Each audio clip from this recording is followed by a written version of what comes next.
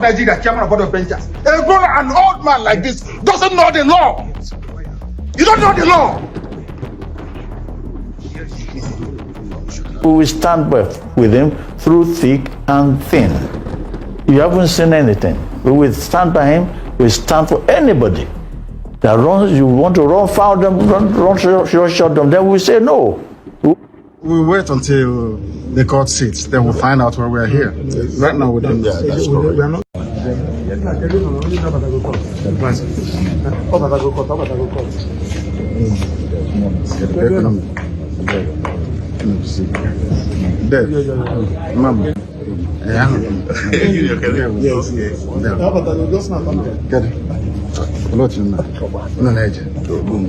Yes, I know we're from Port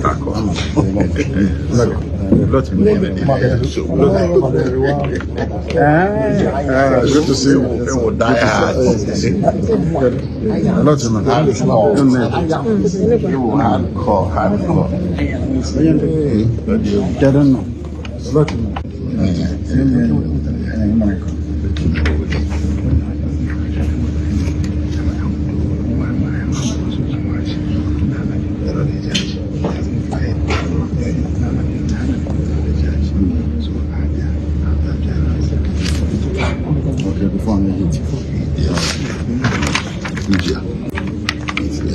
What are the media people? Don't you hear? Where's your more professional cameras? Where are they? They're outside. I've not allowed them to come in.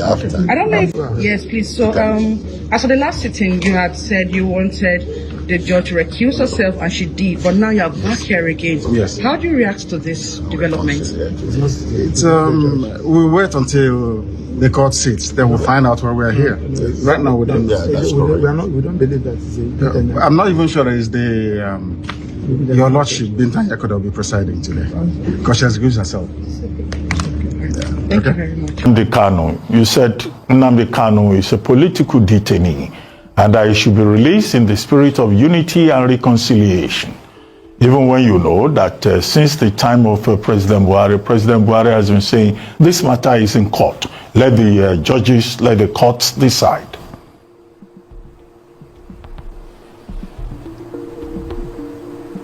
Well, you know, I know the Kanu has been there for so long. He's been to several courts on several occasions. They can't even agree on what to do. And between me and you, Dr. Abati, you're a lawyer. Justice delayed is justice denied. This man has been taken to various courts. They don't even know which charges to give him anymore. This man was abducted out of this country. The manner of abduction was in itself illegal. It's a shame. It's a shame that this country will be involved in a thing like that. But they did it. Okay, now you took that gentleman to court and he's been there for years. If you want to take him through justice, dispense justice with him, and then that's it. If you're going to jail him, jail him. If you're not going to jail him, let him go. What's the point of just keeping somebody there? And all of us Nigerians should be ashamed that we are being linked to this. In the turn, it's a shame. It's a shame. It's a shame that this is what we've turned this country to be. A Nigerian, a citizen, and you treat him like this in his own country. It's a shame. All progressive Nigerians should stand up and say this should stop. This shenanigans should stop. How long should we continue with this? If this man has committed an offense, sentence him. That's it. But if he hasn't, let him go. What is happening is wrong. It's wrong. To any right-thinking person, it is wrong. And Afenifere will continue to fight for whoever in such a position. That is what we are known for. We'll fight against any injustice from wherever it is coming from. We'll fight against it. And Nnamdi Kanu is just there. We've been doing this. We've been doing this for years. We know it's a template. I don't want to start repeating over and over what we do. A fellow of mine, one of my friends came on the television and talked about Sugaba to you. I was personally involved. I was the special advisor to Lagos State Governor then when this matter happened. And I was the person going around all over, putting things together for Shugaba. It was finally released. He was not a member of our party. No. But look, we won't let this happen. And exactly what is happening now. We stood up for Dele. We stood up for him. Dele is Àjànàkú kọjá olórí nǹkan fìrí tó bá rí ni kó sọ. That's Dele Farutimi. Àjànàkú kọjá olórí nǹkan fìrí tó bá rí ni kó sọ. Whether Dele Farutimi is in Afenifere or any party, anywhere it could be in Nigeria, is a force to be reckoned with. He's made it. There's nothing anybody can do about it. But we are lucky, we are grateful that he's one of us. And we will stand with him through thick and thin. You haven't seen anything. We will stand by him. We stand for anybody that runs. You want to run foul them, run short them, then we say no. That's it. So Nnamdi Kanu, we stand by him. He must be released. He must be released. Okay. And we don't want to start. Because of powers that be, the new colonies, and majority of the Northerners who don't want him to free Nnamdi Kanu. Every one of us knows that if Tinubu summon courage, okay? When I mean summon courage, this is what it is. This is what it is in his power to do. But because of powers that be, the new colonies, and majority of the Northerners who don't want him to free Nnamdi Kanu. But if he summon courage to free Nnamdi Kanu, Tinubu will earn a lot of respect, because he's not the author of Nnamdi Kanu's kidnap. Okay, despite some persons from the southeast as well don't want him to be released, but the rumor has it that Tinubu wants to free Nnamdi Kanu. Mark my word, the rumor has it. Okay, so that is what we are hearing today, but we don't know what could happen on Monday. Now, what happened? Yesterday, the legal team of Nnamdi Kanu, led by Aloy Ejimako, received impromptu notice, an urgent notice, that they should bring Nnamdi Kanu, they should come with Nnamdi Kanu to court on Monday. Now, it doesn't happen like this before, and court notice is something that's supposed to come, up front for them to prepare. And according to Aloy Ejimako, they are just going with a bated breath. Okay, they have to go on Monday. Now, another issue is that they are going to appear before Justice Binta Nyako. Remember that Binta Nyako recused herself from the case when Nnamdi Kanu demanded that she's biased, that they don't want to follow her as a judge, in the case. Not only that, Aloy Ejimako and Nnamdi Kanu legal team has filed an injunction asking the court to transfer Nnamdi Kanu case from Abuja to the southeast, to any federal high court in the southeast. So that is another thing that they have filed. But they were expecting maybe a notice will come that maybe March, April, they will go to case, but they just asked them to come to court. So we try to figure out what is the reason behind this urgent summon, okay? And we discovered that the rumor, as I said before, has it that Tinubu want to free Nnamdi Kanu. And Tinubu, if Tinubu does that, he will earn respect, okay? Either you like it or not, he is going to earn respect if he summons the courage to do that. Before, as I said, the power to do this is in his hand. But president is just a name. The people that are ruling Nigeria is not the president you are seeing. Nigeria has been hijacked. As I said, Nigeria, is not a nation. So it takes someone who will step on toes to do something that people who are on top of him are asking him not to do. Remember Buhari's aide last week said anybody who calls for Kanu release is a terrorist or doesn't have the nation at heart, and so on and so forth. But let's see what is going to happen. Now, let's understand more details from Sahara Reporters Post. And they published that the detained leader of the indigenous people of Biafra, IPOB Nnamdi Kanu, said he has received an impromptu notice from the Federal High Court to appear the recused Justice Binta Nyako of the court. Kanu Special Counsel Barrister Aloy Ejimako made this known on Friday after the legal team and the IPOB leader's family concluded routine visitation with him.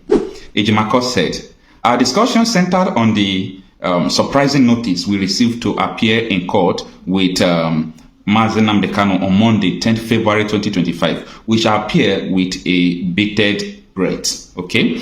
Now, on 10th, as you know, it's next tomorrow. So this is not something we are talking far. We are just talking about next tomorrow, okay? As they are going with a bated breath, a lot of people will also be expecting with suspense. Now, it continues that Kanu's legal team, led by Ejimako, had filed an application before the court for the transfer of the suit, Mark FHC, that is Federal High Court Abuja, 38320. 15 from the Abuja division to any federal court division in the southeast state. So I told you before now that Arnold Ejimako has filed this notice, okay, that they should transfer Nnamdi Kanu out of Abuja to the southeast to try him. It's the same jurisdiction, it's the same federal high court. It is constitutional, so it's something that they ought to do. Now let's continue. In the application dated January 30, 2025, 5 pursuant to Order 49, Rule 3 of the Federal High Court Rules 2019 and Section 43 of the Federal High Court Act, Kanu's legal team said that the application was sequel to an order entered by Justice Nyako on September 24, 2024, recusing himself from handling the case pursuant to an oral application made by Kanu in open court. According to the team, we are reliably informed that following the said recusal, Justice Motonda Nyako promptly sent the case file to your lordship for the purpose of reassigning it to another judge of the same Abuja division of the Federal High Court. However, it came to pass that your lordship was unable to reassign the case to another judge of the Abuja division because none of their lordship in the Abuja division agreed to take the case. In this, we leading the situation where your lordship has now sent the case back to Justice Binta Motonda Nyako, from whose court we received the hearing notice, sitting the matter down for hearing before his lordship on 10 of February 2025. So what this article is saying is that the lordship, the chief judge of the Federal High Court Abuja, after the negative of Nnamdi Kanu, asked him to give them another judge to handle the case. So they didn't see who take the case, okay? That is what the article is explaining. They didn't see who take the case. Maybe some persons are afraid to handle Nnamdi Kanu's case, because anybody handling Nnamdi Kanu's case, oh my goodness, you wouldn't understand. So just try to imagine who will have the guts. For example, I know that Nnamdi Kanu don't really have case like that. If not, after 10 years, they are still trying him. You don't really have case like that. But come to imagine that who will be maybe the judge that will say Nnamdi Kanu, I sentence you to prison. That is why all of them are just running from Nigeria, chairman of board of benchers. An old man like this doesn't know the law. You don't know the law. I'll give the petition. I have petition against her. Nonsense. Nonsense. Why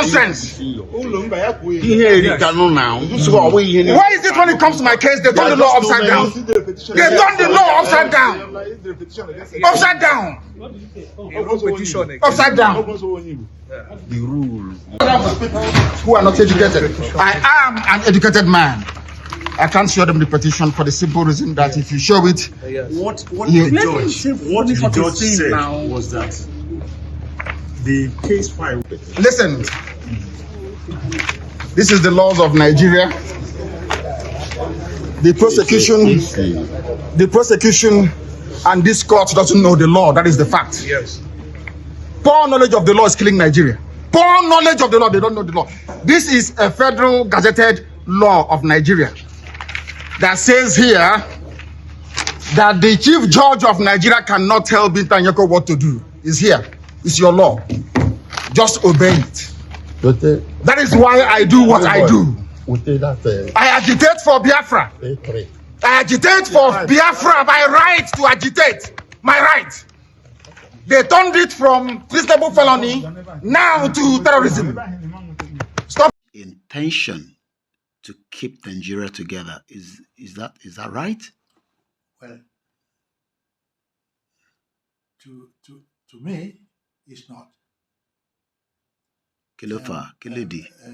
My reason is as follows. They allow us for 100 years. And after 100 years, what's the point? If you want to break away, break away. If you want to go out, So it won't be a crime to break away. No, it's not. So everybody have the right. Yes. To inalienable right. Self-determination. Yes. Inalienable right. One Constitution. United Nations Charter. United Nations. Or United Nations, America don't control it. It's a problem what here.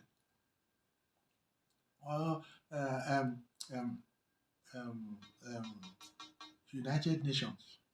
Want to name meeting? Want to lorry around lane. But America. Welcome. An interesting video we just watched there, where a man who has stayed virtually all his lives in the United Kingdom elucidates why the Fulanese, in conjunction with some elements in the United Nations, want to keep Nigeria this way. The Nigerian Union has expired since the last 11 years, if I'm not mistaken, since 2014, when Jonathan came out and said this forced marriage expires after 100 years. And that is what we have in the United Nations Charter. But again, because of the Biafran oil and gas, because of the natural resources found in the Yoruba region, the gold, and of course the oil in Ondo and all that, the Fulanese will not let this country go.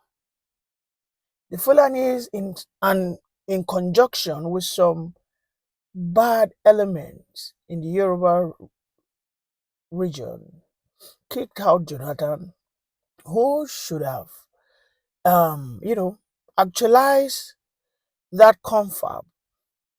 But because he didn't have the charisma, the courage, and we are still trapped in this entrapment, in this cage, in this unfortunate contraption called Nigeria. Nigeria by now shouldn't be in existence anymore because there is no crime. Don't forget, we have so many countries in the past. We have Czechoslovakia, we have Yugoslavia.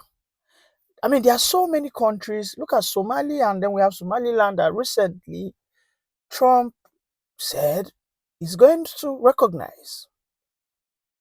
So the point is this: the United States of America's, one of their biggest company, is domicile in Nigeria, Shell.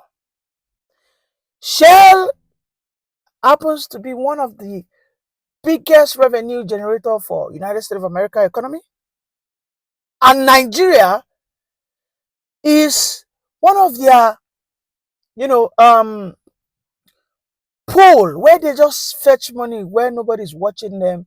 Let me tell you, do you remember the Halliburton scandal? I mean, it's related to oil, right? Scam.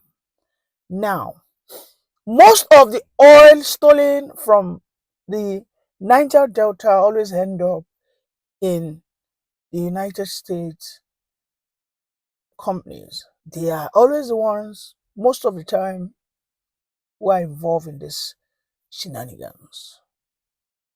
If Shell leaves this country today, ExxonMobil, these are companies that are subsidiaries of Shell, by the way. If these companies are chased out of Nigeria today, I tell you, Nigeria in due time will divide, or Nigeria will sporadically develop. It has always been said that the most corrupt country in the world is the United States. You know what they did to Afghanistan? You know what they did to Iraq? And because of oil, they made up stories, attacked Iraq, stayed there for nothing less than 20 years, exploiting their oil and gas,